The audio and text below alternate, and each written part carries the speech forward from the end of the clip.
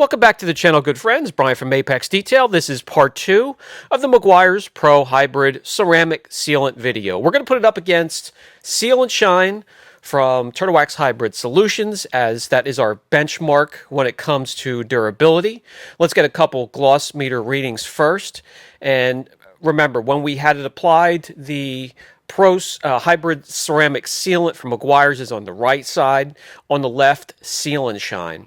When we hop over to Seal and Shine, just like always, the gloss meter does not react well with Seal and Shine and actually records negative numbers compared to what it really is, off by about 10 points. Something about that formula throws off the beam of light that refracts back up into the tool itself.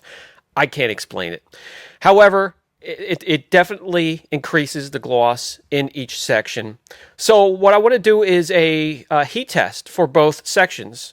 I'm going to take it up to about 225 degrees, and maybe that'll help those of you that are in areas, Florida, Arizona, Southern California, where you get high temperatures. Direct sunlight is a lot stronger. So I'm going to hold it there, and we're going to keep an eye on those two sections when we go out and do our durability test and hit it with water, because if you've been following the channel, you'll know exactly what happens. You'll see a big circle there where there's no protection at all.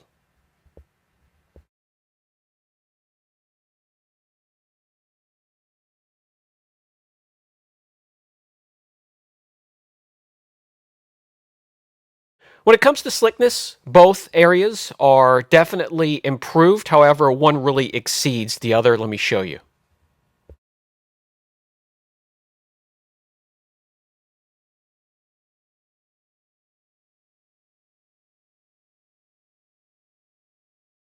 The foam block in the Seal and Shine section takes off right away, where the Pro Hybrid Ceramic Sealant holds onto it just a little bit longer. Let's take this panel outside.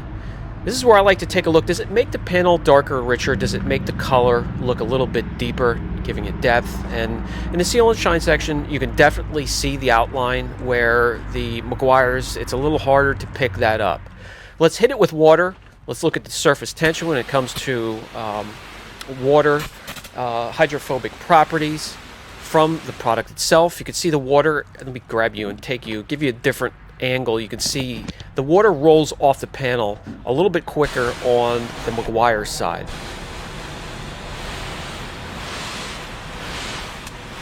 Those of us that have a problem with hard water spots, we want that water to run off a lot quicker.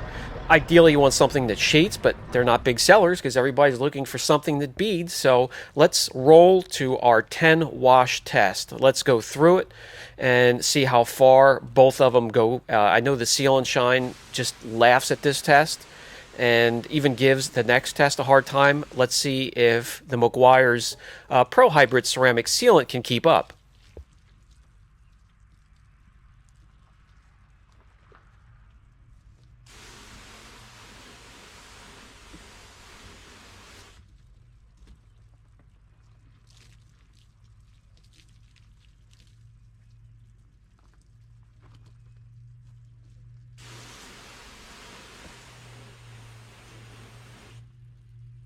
Just some information. Hopefully I can help out those that had questions in the comments section. They were asking, did I have any problems with the car, applying it to the car, going all the way around it, and then coming back to wipe it off? I didn't. You do have to remember, I am sheltered. I am in a shop with controlled temperature, no sunlight.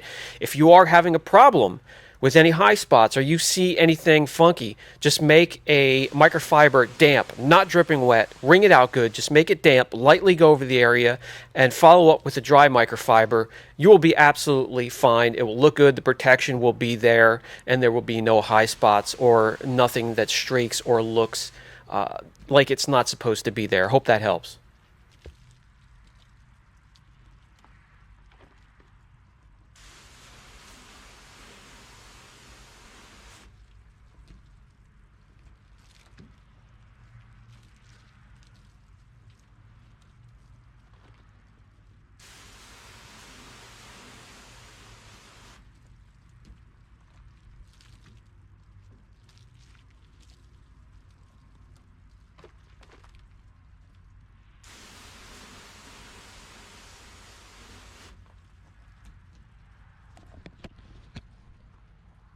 And as we move on to the 10th and final wash, I'll bring you in closer. And if you take a look on the left side, the seal and shine section even fights the surfactant in the soap.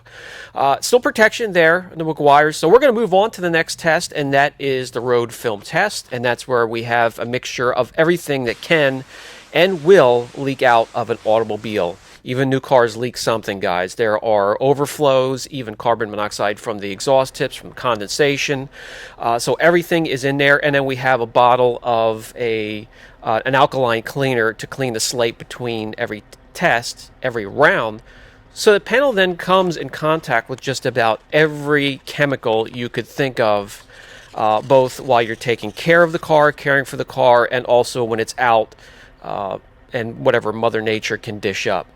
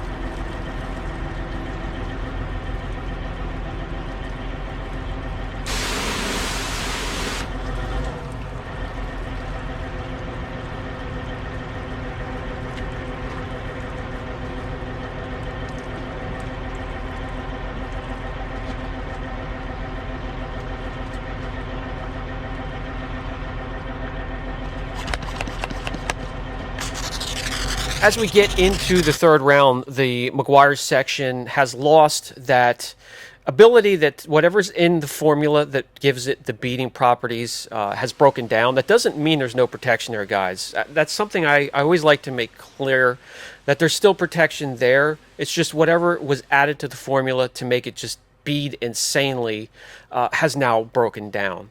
It's sheeting now. There's nothing wrong with that. There's still protection there. But that's going to be it for its just high hydrophobic properties that's within the formula.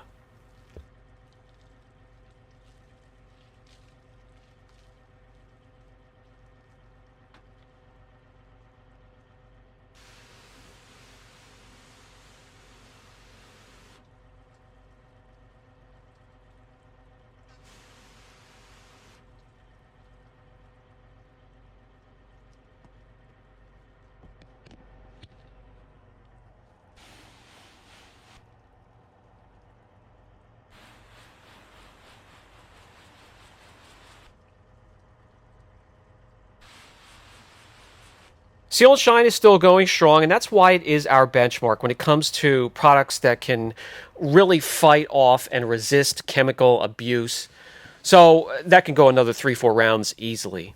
Again, it's sheeting slower and slower, and as we dry it off with forced air, you can see it's actually sticking to that section, so the protection when it comes to water repelling properties is also breaking down. It's just rolling off the other side. So when it comes to taking a look at both sections and the glossiness, have we lost gloss in those sections? And we're going to take a look at that right now. You're not going to see a huge difference in the Meguiar section. That's because there is still a little bit of protection left there. So we hop over to the other section, something interesting I always wanted you to see. Now that we've washed it and you know it's still there, you can see it's still there, whatever throws off the gloss meter at first is gone. And you can see now the gloss has spiked. Just something you want to keep in mind. Okay guys, I've given all the information about the product that I can possibly hand off to you. It gets thumbs up all the way around except for price. Hope it helps.